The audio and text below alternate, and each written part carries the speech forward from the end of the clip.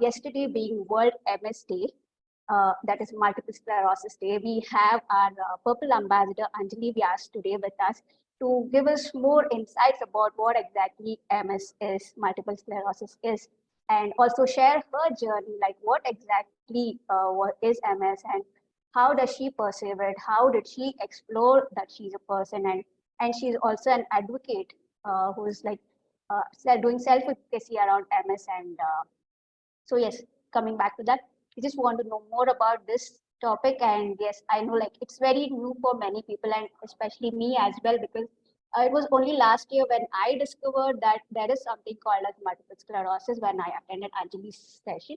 And then I thought, okay, it's just not the physical disabilities which we see, like the locomotory or the hearing impaired or the vision impaired, but there are much beyond that and also invisible. Me as a person being a IBD patient and with the invisible disability, I also never knew like there are many other disabilities. So I think this is the right thing. So that's where this Fireside chat series came into existence. And we're also trying to like include more of these patient journeys, like the unsung champions who are actually like gaining to get more visibility for their disabilities. So to tell more about Anjali, Anjali is a chemical engineer by qualification and an IELTS trainer by profession. She hails from Maharashtra and is also a MS patient advocate and has been advocating for the rights of persons with MS in the state of Maharashtra with MSSI, that is Multiple Sclerosis Society of India, since 2018. Her journey as a self-advocate began after a year of her MS diagnosis, when she wrote a letter to Prime Minister of India demanding affordable treatment for and research in MS in India. Since the past few years, she has been working in the area of disability advocacy, for the MS community on various platforms and organizations, and has been building awareness on invisible MS through social media, speaking on radio channel, postcards, and also sessions like this, and also doing employee sensitization and awareness sessions on invisible disability. She wishes to empower people with invisible disabilities to ensure that no one is left behind. Welcome, Anjali. Welcome to this fireside chat of today with the theme Inner Space. Thank you so much. It's amazing that this initiative has been taken up by Enable India to talk more about multiple sclerosis. Yes. And also I want to stress upon today's theme, which is inner space. Why we chose this theme is because when we have a person with invisible disability next to us, we have no clue about like what exactly is going within their inner space. Like it is a totally a mystery for somebody else who doesn't actually know like what exactly that it feels. Like for anyone else, it's like it's a normal person. Like when we see a person on a wheelchair or something, we know like what are their requirements, but what is the requirement of a person with invisible disability? This is where we want to explore more about the inner space of a person with an invisible disability. And me being a person with IBD, that is an invisible condition, I'm like, it's very close to my heart as well. And I'm super excited to actually know more about MS now. And yes, without any delay, let's start it. So Anjali, like to start off, like without stressing more on the technical or medical jargons, like keeping aside them, what exactly is multiple sclerosis? And when did you discover that you have multiple sclerosis? What was your journey of discovery? Yeah, extremely important question to begin with. But before that, I would like to give my visual description. My name is Anjali Vyas. My pronouns are she and her. I'm wearing a green t-shirt and black pants, and I've kept my hair loose. I'm also wearing glass spectacles with blue frame, dark blue frame. Coming back to your question, Kumudini, on what MS is, I know even pronouncing multiple sclerosis is a difficult job. It's a tongue twister for many people. I mean, people who live with MS themselves find it so difficult to even pronounce the term. So I think for the ease of the audience and better understanding, we will maybe use the short form, which is MS, in this entire session. So if we go by the very medical definition, they say that multiple sclerosis is an autoimmune disease of the central nervous system. Now, what exactly is this? Let me break it down in simpler manner. When we say central nervous system, it involves your brain and spinal cord, as simple as that. right? So basically in multiple sclerosis, your brain and your spine, they get affected. But how exactly? So an autoimmune condition is so that your immune system attacks your own body. Otherwise, your immune system is supposed to protect you, right? But in people who have MS, the immune system attacks the body itself. When I say body, what I don't mean body per se. I mean the very nerves, because it is a disease or disorder, I would rather say, of the nervous system. Our nerves are involved, right? So our nerves are getting attacked. And what exactly in that attack is getting damaged?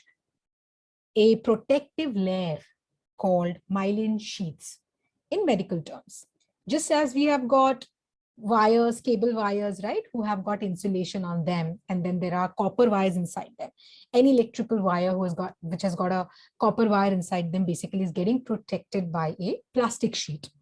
And why that protection? So that flow of electricity can happen smoothly, right? So that when you switch the light on, it actually gets lit.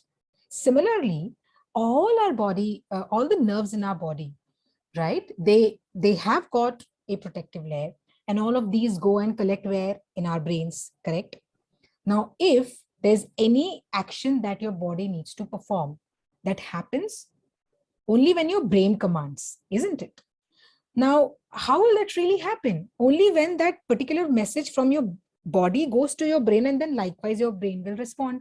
So if I am pinching you, right, Kumudini, not literally, say for instance, I'm pinching you, right? And you're not feeling anything. Why? Because your myelin sheath is damaged.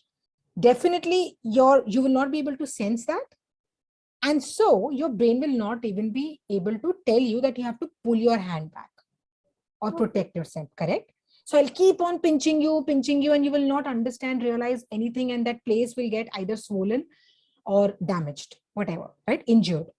So that's what happens in multiple sclerosis. The term multiple sclerosis itself has the word multiple, right? So your body can get affected in multiple ways, negatively affected, right? Now, when I say negatively affected, it can lead to disability, either temporary or sometimes permanent. What do I mean by that? If not diagnosed in time, if not treated in time, that particular body part whose myelin sheath has got damaged, okay, if not treated in time, that part will not function well, right? And for long, if that disruption is continuing, that particular body part will then stop functioning. I mean, it will die out. I mean, not really die per se, but it will stop responding as well, right? Okay. Therefore, we have got many people with MS whose different body parts have got affected, mostly vision, legs and hands, right? And, you know, some of them were not treated in time or diagnosed well in time. So yes, you can see a certain level of impairment in those conditions. Now, when was I diagnosed? I think was a part of your question again. So yes. When did you discover that you had MS? It was a very shocking and sad discovery. So I was 20 and I was pursuing chemical engineering. I was just a month away from taking my final exam of engineering, which is like a big deal at that time for every person. And one fine day, it just so happened that, you know, my optic nerves started hurting, right? The nerves of my eyes. And I thought that maybe it's because of, you know, my hair are getting pulled, or maybe it's an infection. So for the first 2 to 3 days, I did not really bother much. And frankly, in that particular stage, time, and age, okay, all the 3 factors, nobody really cares as much. And so was I, right? But then on the second, third day, I realized that, you know, one of my eyes has got some gray substance or dots appearing before. So it was very hazy. I thought that perhaps, you know, it is infection, or maybe, you know, something must have entered my eye, some foreign substance. So I then decided to go to the ophthalmologist, just as everybody else will do, anybody else will do. And my ophthalm thought that, you know, it's again, he did all the preliminary tests, all those tests where they dilate your eyes, you know, put those drops in your eyes and test. And he found everything normal. So he gave me certain medications and asked me to come back sometime back later. But after 2 more days of taking the medication, while I was crossing the road to get to the other side, I could not see the truck coming by. And that's when I realized that my peripheral vision is gone. I mean, my friend luckily was there to pull me back and save me. And I freaked out completely. I was very, very shocked. I said, what's happening? I mean, why can't I see? And that's when I tried, closing my eye from which I could see.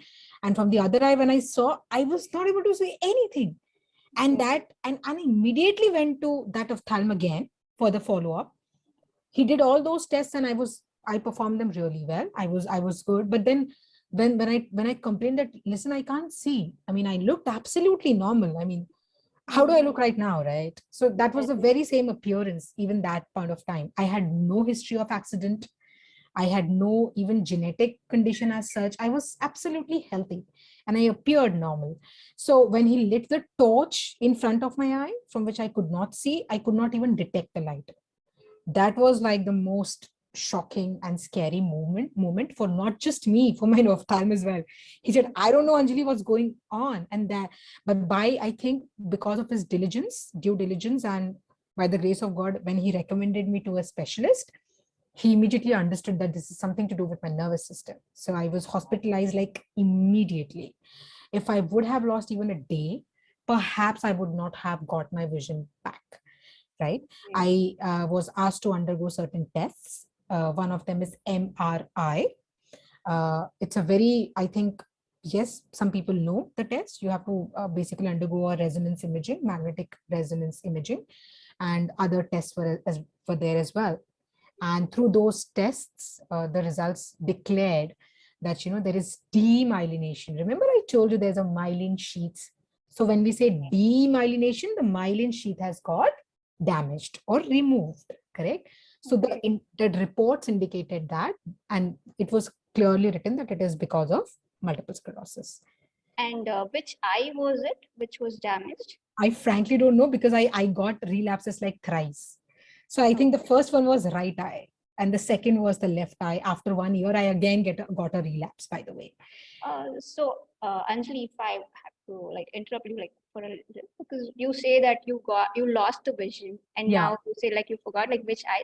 How is it actually you gain back the vision, or yes, how does it function? As I said, I was hospitalized in time, at the nick of time, right? I was kept on steroids for 15 to 20 days.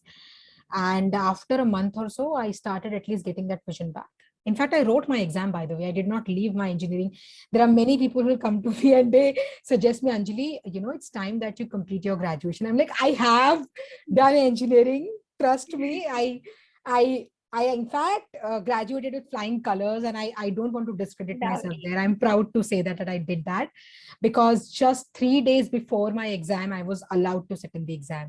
And even that is a story. I was basically discriminated even in my engineering times when I was diagnosed with MS. And I was told that because of the loss of attendance, low attendance, sorry, I cannot sit in the exam. I was almost getting barred from it, but then I still managed to do it somehow. I performed it was the best performance of my life in my engineering, perhaps. So I did, of course, qualify. But then, yes, as I said, I don't remember, because frankly speaking, when you experience that loss, the drop in vision, at that time, both your eyes are functioning. You can't tell for sure which one is not, correct? Because then you can see things, no, with the help of the other eye. Fortunately for me, it was just one of the eyes. And even in the second relapse, it was my left eye. If I'm not, because it happened in 2014. So for sure, I'm not really kind of getting it. But then, yes, it was one of the eyes. And each time it was one of the eyes. So I was blessed enough, yeah. And I could see from the other eye, right? So I could see things. But as I said, the scary part was when I could not see the very truck coming by from the other eye, because the peripheral vision of the damaged eye was gone. I could see from the other eye, isn't it? That's hence the confusion. And this, I think, is common with so many people. I mean, everybody will freak out. I don't think everybody would even want to remember such times, but I'm okay. I'm happy with it.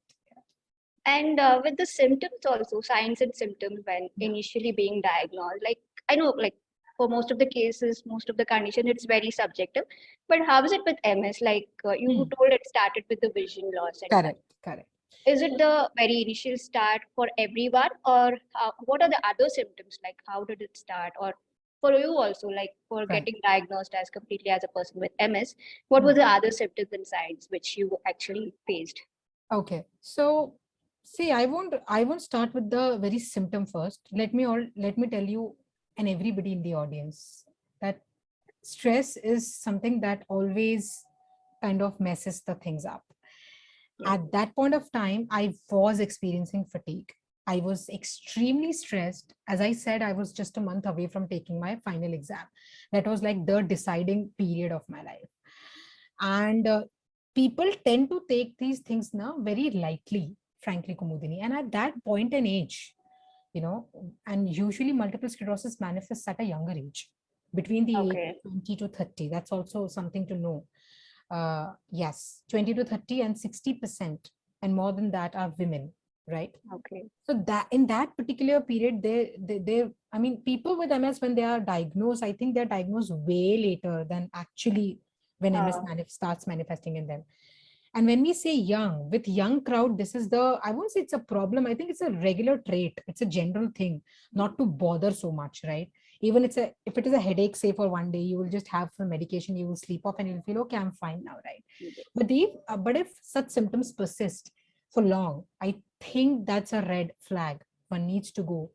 So for me, it was extreme fatigue, definitely. And I thought that it's because of summers, because it was March, you see. So Mm. we tend to kind of relate these factors and issues around us with something external. Yes, they have a role to play, but we should not let them go. And then, as I said, my optic nerve started hurting. I've also heard people where they said that they never experienced any pain in their optic nerves. Huh? It was Okay. gradual loss of vision, but without any pain. So again, Mm. this can vary from person to person. People with Okay. MS can also experience double vision in the beginning. Mine was a vision loss, but there are cases where there was double vision, right? People also experience spasticity when their hands and legs go very, very It's uh, stiff, tight. stiff and tight. Absolutely, you feel like something is holding you very, very tightly, right? You are not able to move your body much. Correct. There is constant tingling and numbness, as if something is rolling on your body, as Mm. if your hands are not able to move properly. They have got numb. You can't sense anything, right? Okay. So these are certain common symptoms, which are found in most of the people with MS in the beginning, right? And as I said, fatigue is something that goes unnoticed by everyone. Even after getting diagnosed, people hardly want to even talk about this issue, because then it's like, listen, everybody gets tired, everybody has a life, we all have our struggles, right?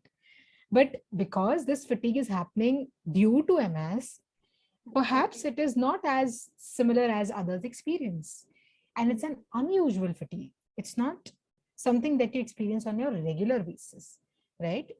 Despite taking a 10 hour sleep, the 11th hour you're not okay to even get up from the bed. And not Okay. because I'm lazy, not because I'm a whiner. I just can't. And how Okay. would you explain that to people, right? That's why I call it an invisible disability. Mm. And that's why the challenge and stigma around it. Get that. So now the diagnosis is done, and you know that initial days, I'm sure that the Yeah. acceptability would be very difficult for you as well. Like, then how did it actually affect your personal and professional life after Oh, being diagnosed? thank you for asking that question. There are very less times when I have to answer them. It was not an easy conversation. It was not a pleasant conversation with my family first. Hmm. And definitely professionally also, it kind of affected my life. So I'll first talk about the very personal issues. I mean, because, when I was diagnosed, of course, the neurologist of mine tried to calm it as much as possible. But yes, he had to break the news that, listen, this condition is incurable. And the first neurologist, the second one, when I met here in Nagpur, because I used to live in some other place when I was pursuing engineering. After my graduation, I came to some other place, up to my hometown. So the very engineering place where I was diagnosed, the neurologist was very brutal. He was brutally honest. He just spared 2 minutes and he told my mom that, listen, hers is a very terrible condition. Okay. It's multiple sclerosis. You don't even know about it. It's incurable in nature. And she's a girl, right? She has to deal a lot. She will have to deal with this condition quite a lot. And you need to start her treatment, but the treatment is very hefty, this and that. So basically, I was cautioning my mother in short. Okay. Until I got back to my place here at my hometown, I was in denial mode and my parents were super stressed because they were told all the mean things any person would want to possibly hear, right? So I would see the behavioral change in my mom's attitude, in my mother, Okay. in my father. I'll not lie, and I'm not bad mouthing my mom. I'm not saying that it was wrong for her to do, because if I step in her shoes right now, I would understand why she was behaving that way when she did. So she would, snap very easily on me. She would maybe, because she was getting irritated quite a lot, right? So it made me really feel and question as to, not why I have MS, right? Basically, Okay. question my capability, question uh, my role as a daughter. I failed as a daughter, or what is it wrong? Because my father clearly said that I have no money to even spare for her treatment. Do you know how much it costs? I've saved this entire money for her wedding. I mean, this happens in every Indian household. Okay, so it's not True, true. only just my parents. But why I'm saying is this, because I am vocal about it, and I'm proud to say that. I know many girls will not say that out loud, right? I'm just trying to support, and my parents are okay with me sharing all of this, because now they have come out and they know how things are. But in that particular period also, Kumudini, as I said, I graduated at that point of time, and I had already gotten placed in a company which was in Gujarat. Okay. But then, because I was diagnosed, my parents were not okay, and I think it's very obvious, were not okay sending me to some other state all of a sudden after, with a recent diagnosis of such condition. So of course I had to let that go, but then I tried finding jobs which would suit my field, my area of interest, which was chemical engineering, and I was mostly interested in research and development, right? So Okay. when I would try such opportunities, I would get shortlisted, I would clear the interview. But when I used to ask reasonable accommodation towards the end, I won't really call it reasonable accommodation because I did not have any idea of that particular term. But I had decided when I was diagnosed that I will always be vocal about this. I will not hide that. But in the last instance, when I would tell my employer that, listen, I have been diagnosed recently with this condition, they would freak out. They will get scared. I mean, it was not that their intentions were bad, but then they clearly said that, Anjali, anyways, in this particular field, there are very less women employees, right? Plus, you have told us that you have lived with this condition and it's a neurological. So even before you can explain this to them, they already have made up their mind, right? That we Yes. cannot take such a big responsibility, because if something goes wrong, we are doomed. Correct. So I could sense that from the employer, and sometimes they would straight away say a no. And many a times they would say that we'll get back to you. And I got that impression initially. So for 1 good year, I was jobless after graduation. I was not working. So depression seeped in, stress seeped in, not just in particularly my case, but my parents were very, very depressed. I won't say depressed, but stressed quite a lot. Emotionally, they were not doing well. Their mental health was not well. But after 1 good year, after struggling so much, I did land up with a job here. And it was the very time when I again got a relapse. I told you, right, that I had again a loss of vision. I was just 7 months old in that particular company after such a struggle when I got another attack. So that Okay. was unfortunate. Yes. So And this that's, previous company, they did give you the required reasonable accommodation which you had asked for, or to did be they discuss honest, in the initial days? no, Kumudini. So because I have had already not so pleasant encounters with the very initial employers, I decided not to talk much about it when I got the Ah, employer, right? okay. And it's a fear. But yes, the people were very nice. I'll not lie. They were very supportive. They were considerate at times, but I was workaholic, and they used to love the employees who were workaholic. Who does not? So I would work all the time, and never for once was I told that you need to stop. In fact, they would, because then you have basically escalated the expectations. So they'll expect more out of you just because you look absolutely fine and you're Yeah. not complaining enough. So when I got the second attack, yes, my employer did say that you come back. It's okay. And now I understand what MS is. We will accommodate you. But but some of my colleagues and the HR himself, because he knew the organizational setup, and I'm so proud to say this, he was so kind. He literally said, Anjali, we are ready to support you, but I'll be very Wow. honest. It's just the first few months that we will be considerate. Otherwise, you know how the culture is. You take a Okay. call. Not that they didn't want to provide me the opportunity. For 2 good years after I left that company, Kumudini, the director was after me. Come back, join. 2 years, it's not a joke. It's But then nice. and because I was working as a research and development executive, Kumudini, I knew there'll be no space to breathe. It's it's research, right? I mean, the term itself gets you crazy. So then when I had the another attack, and I had vision loss, I my neurologist told me that, Anjali, see, you need not switch your career. But if you're going to behave like this forever in your life, a workaholic person, then I would really suggest you that you take up something that satisfies your, of course, your job thing, career, as well as you can balance your health. Because getting two relapses back to back, and we're talking about loss in just 1 year span, is dangerous. Okay. If you keep on stressing yourself so much, your MS might progress at a very earlier age, which of course he did not want, right? And I know he wished well. I knew he meant well. And it actually got me thinking. And it was too hard for me to really take that decision, Kumudini, that I want to switch my career now. Because I was And switching my, yeah, no, I was just trying to add, like, now what you said that you are a trainer. So how correct. did that transformation Right. happen? Yeah, it was that moment when I decided that okay, because I know myself, right, more than anybody else, I know myself, and I knew that I can keep on working in research, but it is going to take a toll on my health. So then I thought that maybe I'll take up teaching, because for 1 good year when I was not working, Kumudini, when I was jobless, that so I used to take home tuitions of 10-year-old, 12-year-olds, right?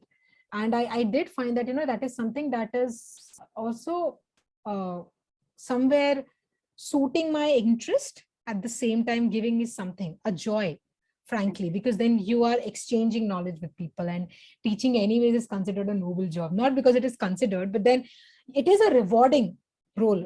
To be honest, for me it is quite rewarding, and rewarding in terms of both emotionally and otherwise, and monetarily, right? So I then, because I had a flair for English language ever since my childhood, Okay. and many of my cousins who came to know about MS, they started pushing me, Anjali, see, you can do this, you have convincing skills, you can teach well, and you can speak well, why don't you take up something which is into this line, Okay. and of course keeps your interest alive, right? Which still makes you Anjali, right? So So, then that's when yeah. so now what is the reasonable accommodations which you think, I mean, which you require in, Okay, perfect. Yeah. So, well, to be honest, because I have been working as a freelance language trainer since 2018, I've never worked in a corporate setup as such. Those were okay. the very 7 months when I worked, right? Mhm. So, I've not really entered a setup after such a crazy diagnosis where I would require reasonable accommodation, quote unquote, per se. But yes, work from home is something that I think suits me really well. The flexibility of working uh, hours, right? I mean, as much as I want to work. Also, the fact that I don't have to be on the screen for a longer time, because that is one of the important reasonable accommodations that I think at least I would need, or any mostly people with MS will need, because then our eyes get strained, right? And it stresses our brain Yes. and mind. So we would prefer a job which has got a limited number of hours on the screen, right? Definitely, now that because I'm working from home, I have made sure that I am sitting in a room which is closer to the washroom, because urinary incontinence is something that I live with, and I'm sure that when in a corporate setup, such an accommodation will also help people. because simply having a disabled friendly washroom is, I think, will not suffice. Most important accommodation, awareness. I know awareness is something that people don't really consider as accommodation, but if you don't know things right, simply knowing is not sufficient. You have to know them in the right manner.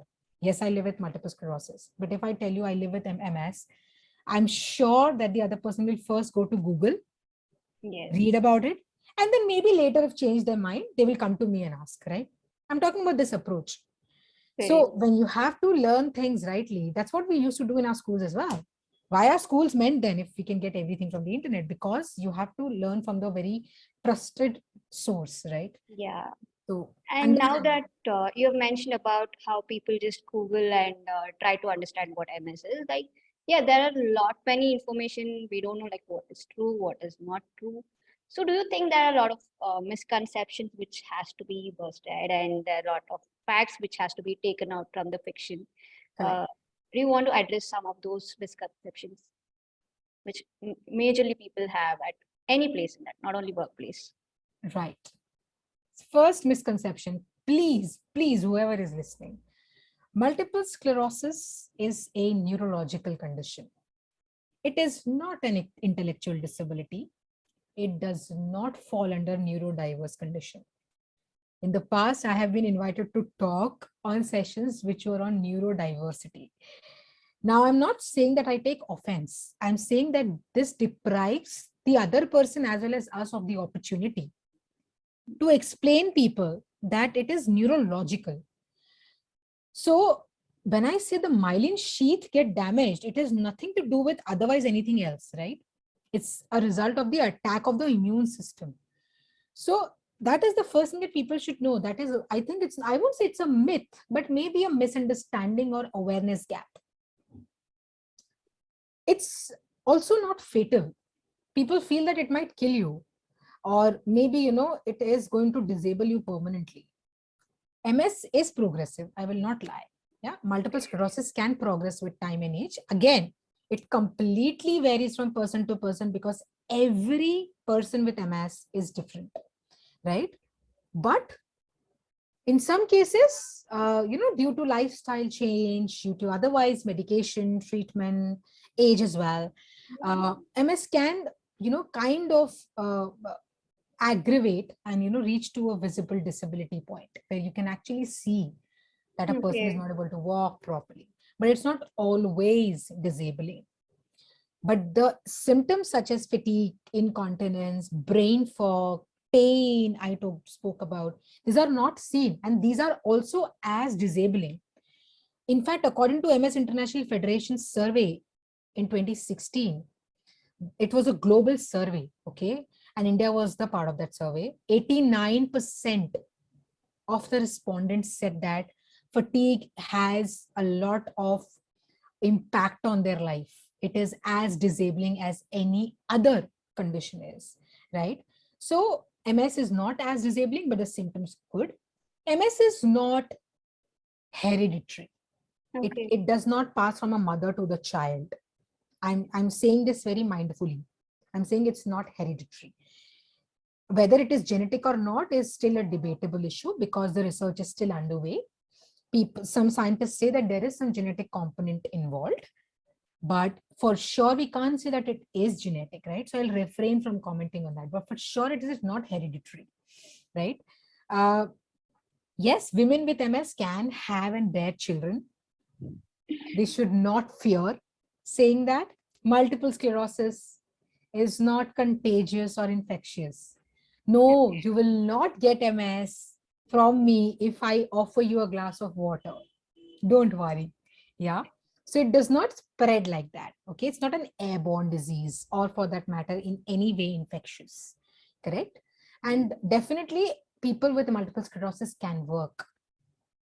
They can work in a very favorable and inclusive environment and accessible space with reasonable accommodation as you're talking. I mean, we do not, Kumudini, we don't really have any specific accommodations here. I'll be very honest, right?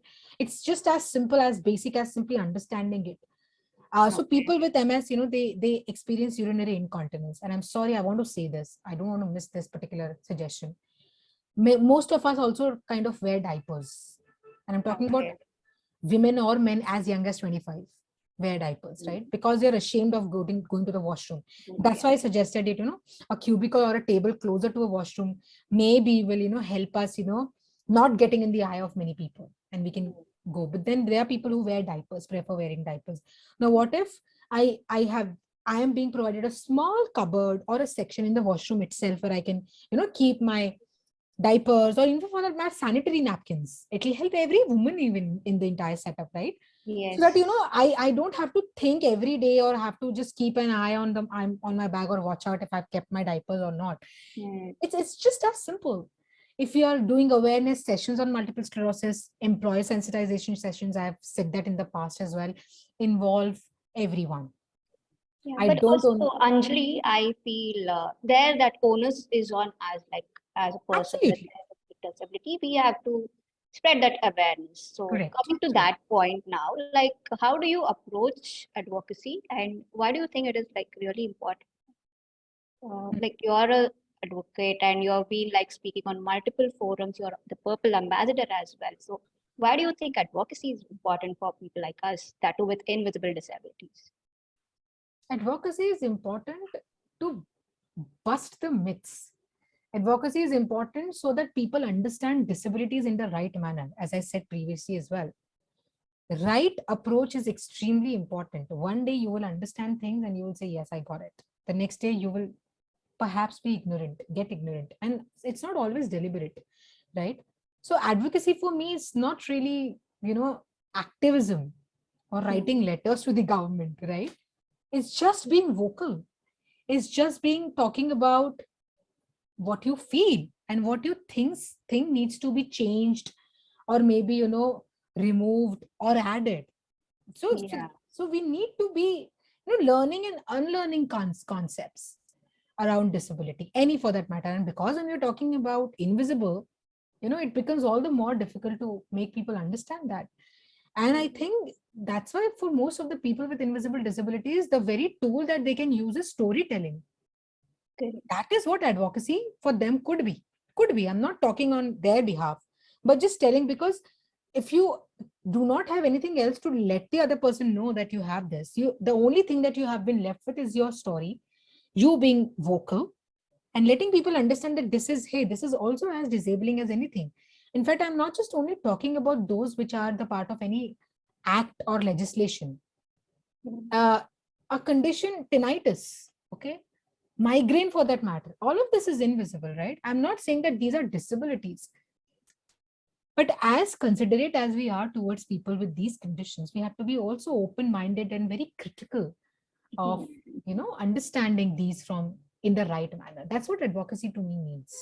Yeah, I think that's where like the both advocacy and creating allyship comes hand in hand. So that's where we want more allies around us. So for me, ally is somebody like who knows, I mean, at least accepts or acknowledges the fact that there is IBD in existence, and with you, it's like MS exists. Because like yesterday, you shared a short movie on your LinkedIn as well regarding like one person parking his vehicle in the disability zone, Yes. using the disabled person's washroom or something.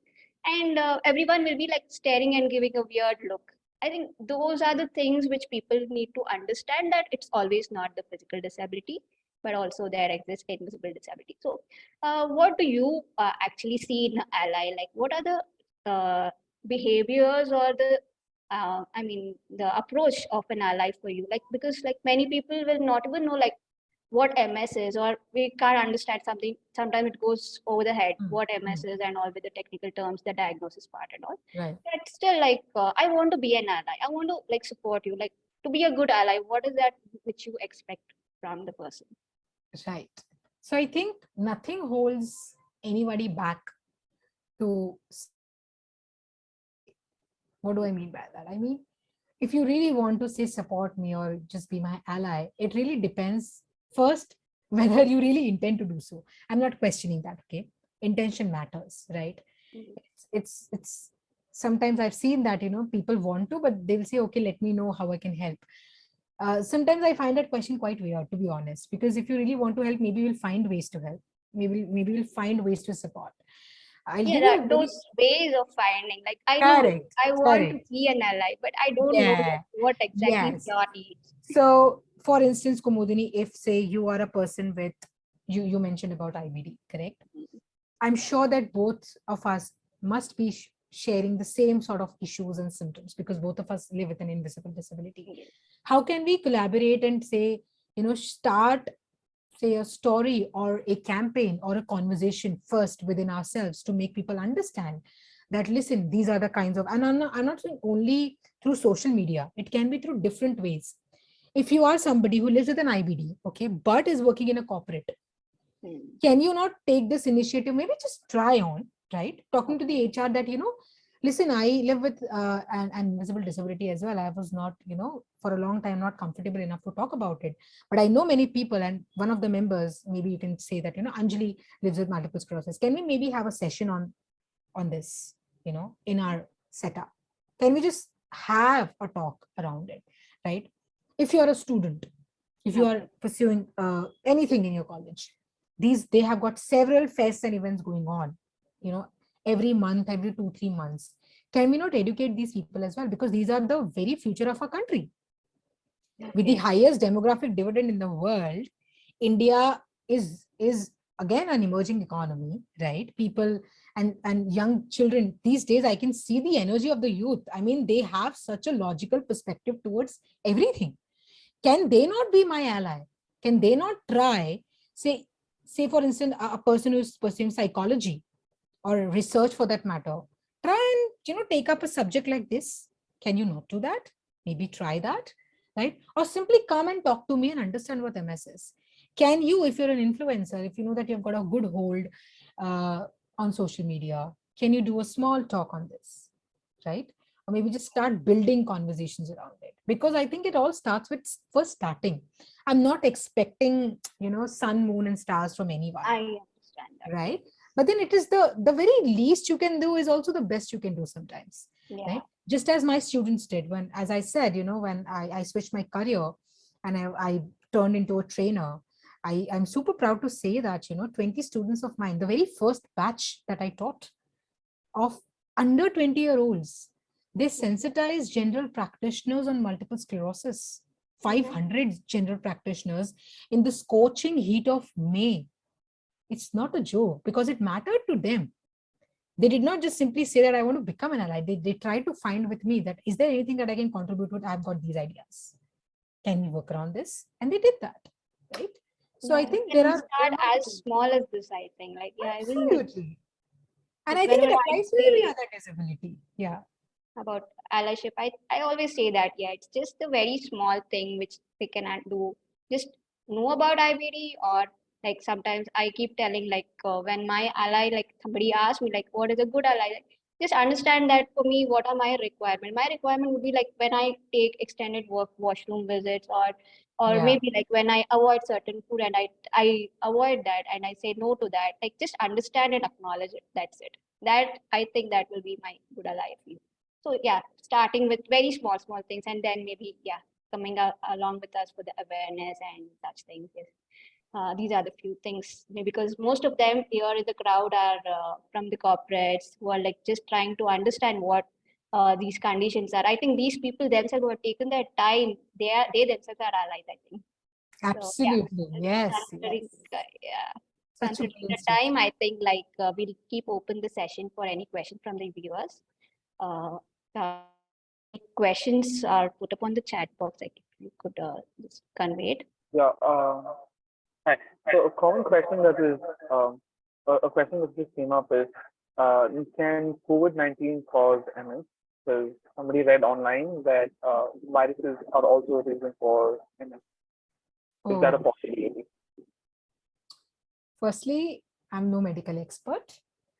Secondly, I don't think that COVID-19 can cause multiple sclerosis. I know where is this coming from. So there has been a news, and it has been doing the rounds for quite a long time now. There's a virus called EBV, Epstein-Barr virus, that is actually getting. I mean, it is simply assumed it is still under the research. Okay, it's not really as such a foolproof cause. But EBV virus is a different virus altogether, and it is really kind of a part of the conversation that's going on for a while now, that it might cause MS. That can be one of the common factors as to why people get MS. But COVID-19 cannot cause multiple sclerosis, at least as a person I can tell you. And I'm no medical expert, but so far I've never come across any papers, research papers that say that COVID-19 can cause MS. That is wow. I mean, whoever asked this question, if you have got a link to that particular source, I would love to read that. Yeah. I think after COVID, like many confusion started, I feel. Yes. And if we don't have any, yeah. Another question is, how do you assess the severity of MS from case to case? So what is that a scale or a slab that can Okay. doctor use your head? Frankly, even that is a medical related question, but yes, I can still answer that. If you were to really assess the severity of the condition, I think firstly, persistence of the symptoms. If it is for a long time, and if it is really disabling you, quote unquote. When I say disabling, what do I mean? I mean, if your legs have severe spasticity, so much so that you know that you cannot take another step now, right? That for you could be serious, just as we get spasms, correct? Regular spasms, and you know that for 2 good minutes you don't have to move. But after that also, if you're getting that, maybe that is, to a certain level causing your body harm and can get severe.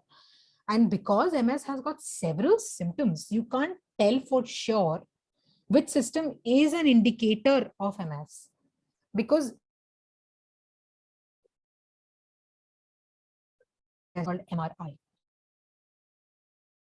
But talking in terms of otherwise medical terms, there is a scale that the doctors use, okay?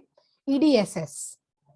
That EDSS scale is basically used by neurologists, that is extended something disability measure scale, where they will assess you as per the symptoms that you are experiencing. And on the basis of that, they're going to provide you with some number, basically quantifiable situation. And then they will tell you whether, according to that EDSS scale, is your MS getting progressive? Is it good enough? Is it under control or not? And this particular assessment is, I don't think it is done really by many people. People aren't even aware, actually. So I would like to thank the person who asked this question, because people rarely do even know that there is a particular scale that neurologists use to measure, neurologists. And again, if they really want to, and if you are after it. So in those cases, yes. Okay.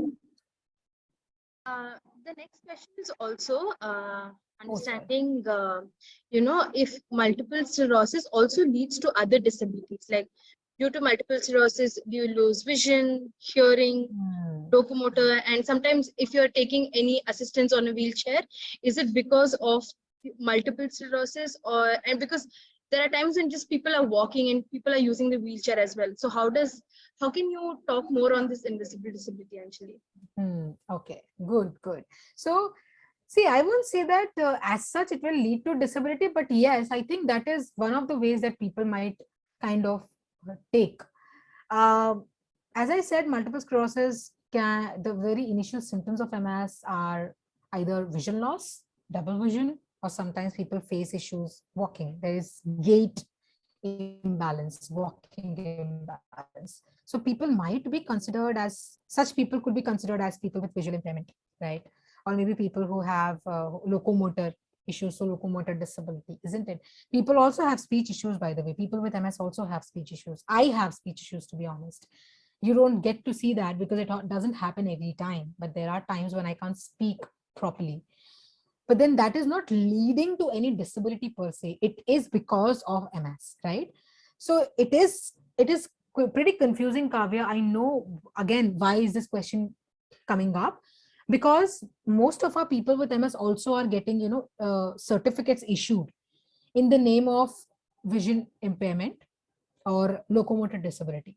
because theirs is a visible now, right? It's quite evident disability, but they're not getting the certificate issued under the name of multiple sclerosis. Multiple itself means many. So it can lead to impairments in your body, right? And if these impairments are not treated in time and if they go unnoticed, of course, it turns into disability. But you can't call a person who has lost vision because of MS a person with visual impairment, as per my understanding. Again, it's a subjective one. There might be people who are comfortable in calling themselves persons with visual impairment and not persons with MS. But if it is because of MS, it is considered MS. And yes, it can lead to different impairments. I would say impairments than the term disability per se. Also you mentioned that, suddenly a person starts walking, getting up from the wheelchair, right? It is because, sometimes our legs go so numb, or it's excruciating pain in our legs. We have tingling. I mean, it can really vary from person to person.